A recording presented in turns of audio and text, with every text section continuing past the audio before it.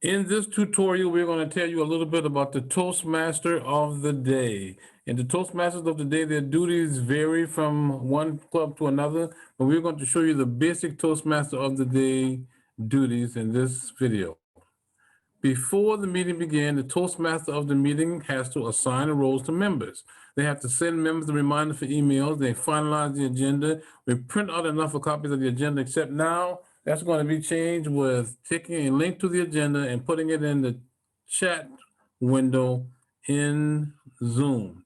We also want to point out that assignments will be made by the VP of Education for several weeks in advance. After the VP of Education makes that assignment, the number one person to accept the assignment on a weekly basis is the Toastmaster.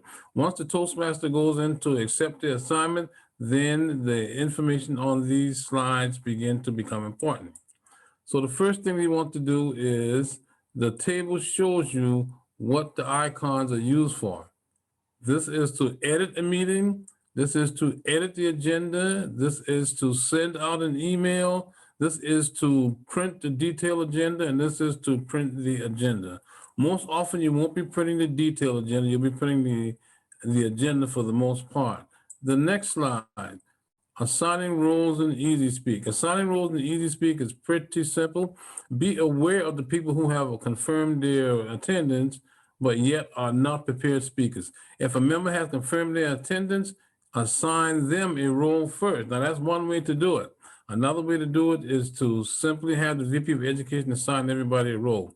So you click down on the drop-down menu box next to the role and find the user that is confirmed, or they have not done the role for the longest time, and that's how you choose who's going to be the next speaker.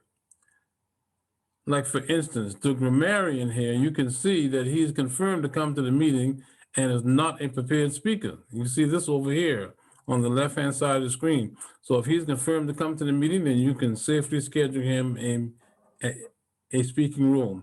However, we don't want to rely on that first, because sometimes you'll be making up the agenda before anybody has confirmed to the meeting, and that's perfectly okay. It is important that you understand that as a Toastmaster, this meeting belongs to you. The VP of Education has assigned you to be the Toastmaster, and since you have been assigned to be the Toastmaster, years from now, when people look back at this meeting, you want them to remember what? That you were the Toastmaster that day. You will choose the theme, you will choose the word of the day, and you will collaborate with the Table Topics Master to make sure that the Table Topics Master gives table topics questions that dovetails with your meeting theme. Now, sending reminders prior to the meeting, that's something that you do as well. And here's how you do it, right? You got first email, second email, third email, fourth email, fifth email, sixth email. Now, these are a lot of emails. I typically re-edit the first email and don't pay so much attention to the rest of them. But I do make it a point of sending a mentor's email to the mentor for continuity purposes to help the mentor realize that their members have a role. Now, here's how you send a meeting email reminder. You click on the email, you'll see on the top right-hand side of your screen when you are logged in. And when you click on the email, this will open up, and actually it's pretty self-explanatory what you put in there. But you want to choose right in here the people who get the email, because you don't want anybody getting emails who don't want to get the email. I typically just put members and the mentor, and I click them and make sure that they get emails. The next thing that happens, I'm showing you, is this is how it looks in Easy Speak. Email 2 to 5, and they all look pretty much the same. You just edit them like you want to. And I typically send out email number 1 more than one time, and don't confuse myself with these other emails. But I do send out a mentor's email. This next slide, more on the email, and we already had enough of that. Okay, now printing the agenda. Well, we don't need to print the agenda because we're on Zoom. But what we need to do is in the top